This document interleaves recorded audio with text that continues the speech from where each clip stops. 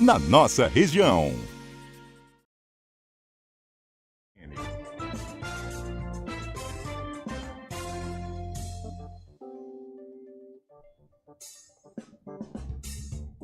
Agora são 3h38, a gente continua falando sobre a semana, nessa semana, entrevistas especiais sobre a saúde do homem. Nós estamos agora ao vivo com o Rodrigo Dias de Meira, ele é médico nefrologista do Hospital Vera Cruz. Doutor Rodrigo, muito obrigado por nos atender, boa tarde, seja bem-vindo. Opa, boa tarde, um prazer estar aqui com vocês, com a audiência, eu que agradeço. Doutor Rodrigo, nefrologista, né? A gente vai falar dos rins, porque até conversamos isso aqui no começo do programa. De maneira geral, o homem bebe bem menos água que a mulher. E a água faz uma diferença enorme para o funcionamento dos rins, é isso mesmo? Pois é verdade, sim. Acho que pela própria vida corrida, todos hoje têm a tendência de beber menos água, a mulher está cada vez mais no mercado de trabalho, então, por exemplo, vocês dois, eu aqui sentados, né, muitas vezes pela correria a gente acaba ficando mais distantes da garrafinha de água, do bebedouro, enfim, ou até mesmo esquece disso, né? E isso é essencial para o funcionamento dos rins, não só dos rins, mas 60% do nosso corpo é constituído de água. Então, se a gente não ingere uma quantidade adequada de água, chá, suco, água de coco, enfim, a gente acaba passando por alguns sintomas de desidratação, desde às vezes um mal-estar, que a gente está sentado aqui, às vezes pode sentir uma dor de cabeça, irritabilidade, e em casos mais graves, até mesmo insuficiência renal por falta de água. Doutor, boa tarde. Quais são as principais doenças, que podem afetar aí os rins por esse consumo inadequado de água, né? Isso pode, de fato, aí, causar problemas sérios para a pessoa? Sim, isso pode. A gente tem alguns contextos de paciente, exemplo, uma pessoa jovem, saudável, sem doenças, dificilmente ela vai ter algum problema renal exclusivamente por baixa ingesta de água, mas são muitas coisas que são somadas. Exemplo, essa pessoa tem uma predisposição genética já a ter pedras nos rins, por exemplo, diminui a ingesta de água, ou trabalha num ambiente muito quente, por exemplo, soa bastante, ou faz exercício físico sem ingesta adequada tanto antes e após o exercício, isso favorece as doenças renais. E é principalmente mais frequente um exemplo de um paciente idoso que já tem pressão alta, insuficiência cardíaca, diabetes muitas vezes, e aí pequenos desbalanços hídricos, digamos assim, já podem levar a quadros mais graves de insuficiência renal mais facilmente. Doutor, existe uma quantidade de água aí recomendada por dia, né? Isso pode variar aí entre o homem e a mulher ou de pessoa para pessoa, né? Mas tem um mínimo aí ideal por dia que é Sim. recomendado? A sugestão geral para a gente se monitorar é pelo menos 2 litros por dia, de forma geral, que é a quantidade para uma pessoa que tem aí por volta de 70 quilos. E o que eu sugiro, tem gente que às vezes não gosta de água, fala, eu não gosto, eu me incomodo bastante por ingerir líquido, prefiro outra coisa. Pode ser água com gás, pode ser um suco, aí só cuidar na questão das calorias, né? O que a gente orienta a não entrar muito nessa conta são os refrigerantes, em virtude de alguns fatores de risco, até mesmo para a saúde, mas também para a saúde renal, os refrigerantes que têm frutose, refrigerantes que não são zero, portanto, e também a bebida de álcool a gente orienta a não entrar nessa conta. Mas se você, ao redor do dia, conseguir dar uma distribuída nesses 2 litros de líquidos, aí tá ótimo. É isso aqui, claro que foi em tom de brincadeira que o nosso ouvinte falou, mas disse que o homem substitui a água pela cerveja, né? Por isso que bebe menos que a mulher, né? E agora eu queria até perguntar em cima disso, agora perguntar de uma maneira séria, doutor Rodrigo. A pessoa, Sim, quando ela ingere bebidas alcoólicas, né? Claro que socialmente, tá? Não estou falando de quem sim. bebe todo dia. Tem também dá uma secada nos rins, né, no fígado, tem que tomar água para repor. Tem isso também? Sim, é verdade, tem sim. Eu escuto muito em consultório que as pessoas falam, a bebida ajuda na saúde renal porque afinal de contas eu urino mais. Esse é o pensamento que muitas vezes me trazem, mas não é bem assim. A cerveja, o álcool, ela inibe um hormônio que segura a água no corpo. Basicamente é isso. Então, por isso que a gente vai perder água através da ingesta de álcool. Então, a gente vai bebendo as cervejas durante o dia, digamos assim, ó, num churrasco, vai acabar urinando mais. É uma urina bem clara, na maioria das vezes, no início, porque a gente está perdendo mais líquido, mas depois, qual que é a consequência disso? É a desidratação.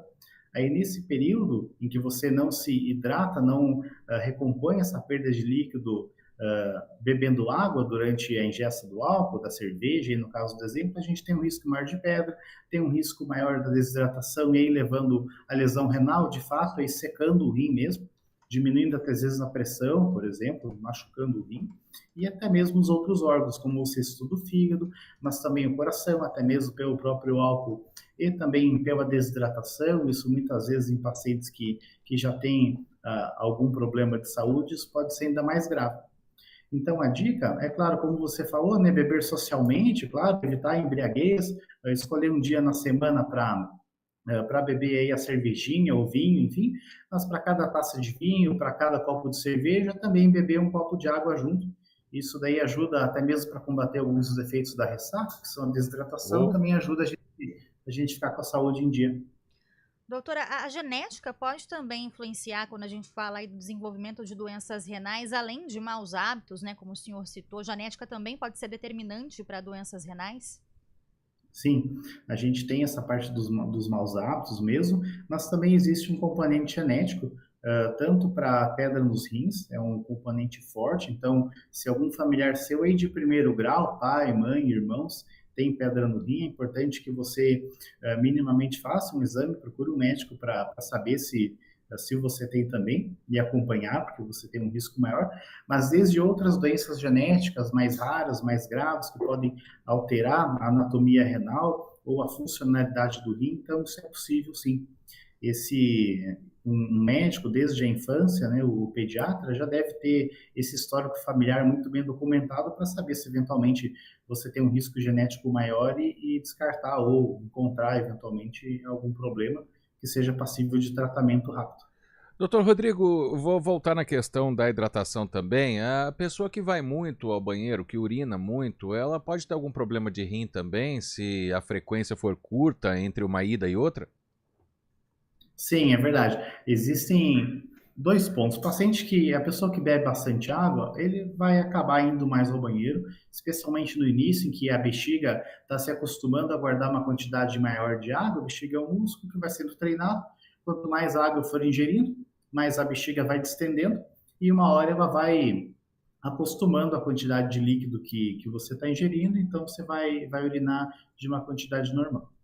O que acontece muitas vezes, em especial nos homens, é que em virtude de um aumento de próstata, então especialmente acima de 45, 50, 60 anos, essa passagem da água do xixi pela bexiga através do canal, da uretra, a próstata muito grande, ela faz como se fosse uma mangueira estreitada.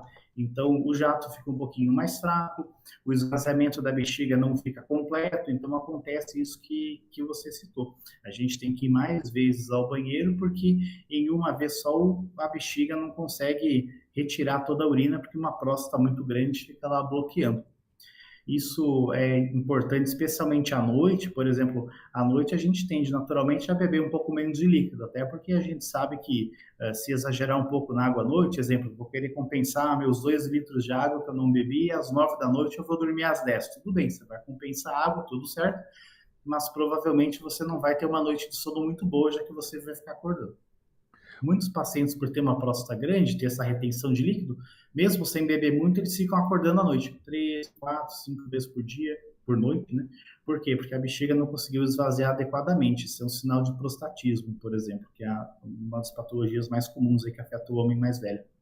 Até em cima disso que você estava falando, doutor Rodrigo, da pessoa que ela vai tomar toda a água do dia de uma vez. Obviamente que não deve ser feito, né? Mas você acabou de Sim. dizer que não teria problema. A gente ouve falar isso a boca pequena, todo mundo de médico e louco tem um pouco, né? E não é Sim. bem assim a história. Olha, mas se você toma, por exemplo, aquele dia que você está com muita sede, um dia de calor, que você está suando, toma uma garrafa igual a que eu tô aqui, uma garrafa de meio litro inteira. Não, porque você tomar tudo isso de uma vez faz mal para o rim. Isso existe ou não? Ou é mito? Isso diretamente, por exemplo, tomar 500 ml, 1 litro de água de uma vez, não vai causar mal diretamente para o rim. Por que a gente, de forma geral, não recomenda? Porque a ingesta de água deve ser constante ao longo do dia e não compensado numa só, mas vai te dar distensão gástrica, é desconfortável você tomar uma garrafa inteira de água num episódio grande de sede, por exemplo, ou numa tentativa de uma meta de líquido. Por exemplo, tem pacientes que têm pedra no rim, ou algumas doenças mais raras, como os rins policísticos, são outras alterações renais que o paciente é orientado a beber 2, às vezes 3 litros de água por dia ou até mais. Beber tudo isso numa tacada, ou que seja 1 litro, vai causar distensão gástrica, aumenta o risco de vômitos, outros efeitos colaterais, mas elas são extremamente incomuns. Não vai prejudicar diretamente, mas não é algo que seja recomendável, até mesmo que incomoda. Ninguém consegue fazer isso muito seguido, não vai. Se você já fez isso alguma vez, quem está assistindo, você sabe que não é uma experiência muito agradável. Doutor, o senhor citou até essas diferenças biológicas entre o homem e a mulher, né? Então o homem pode acabar tendo esse desconforto de ir ao banheiro mais vezes, né? Mas falando de outras doenças também que podem afetar mais a população masculina, diabetes, pressão alta, isso também pode afetar o bom funcionamento dos rins, causar algum problema renal nos homens? Sim, isso é só pressão alta e diabetes são as causas mais comuns de doença renal no mundo. Então, quando a gente pensa de doenças dos rins, a gente pensa muito em pedra, pensa nas doenças da próstata, mas doenças, vou dizer assim, do dia a dia, porque são muito comuns, todo mundo, vocês, ouvintes, conhecem alguém que tenha pressão alta e diabetes. Hoje, a principal causa no Brasil e no mundo de diálise são essas doenças. Então, são anos, muitas vezes décadas, de pressão e de diabetes machucando o rim, que vão levar a uma piora da função renal e a necessidade de diálise. E o grande problema, Caio, é que essas doenças são silenciosas. Isso a gente cansa de ver aqui em consultório, todos os médicos, o paciente fala, pô, doutor, mas eu não sinto nada, você está dizendo que eu tenho um problema renal? De fato, é difícil sentir alguma coisa. Essas doenças, as doenças renais crônicas, por pressão alta e diabetes, quando você sentir algo, na maioria das vezes é tarde. Já foram aí uns 10 anos de doença renal que não foi diagnosticado, ou se foi diagnosticado não foi tratado adequadamente, ou não foi buscado um tratamento que ficou para trás. E aí quando chega o sintoma é porque a gravidade já está muito alta. Ótimas dicas aqui para a gente cuidar da saúde. Dr. Rodrigo Dias de Meira, nefrologista do Vera Cruz Hospital. Muito obrigado por nos atender, Dr. Rodrigo. Boa tarde, bom trabalho. Opa, eu que agradeço, vocês também ficam à disposição. Bom resto de semana para todos nós. Muito obrigada, um abraço. Agora, 3h51, a gente vai para o nosso último intervalo. CBN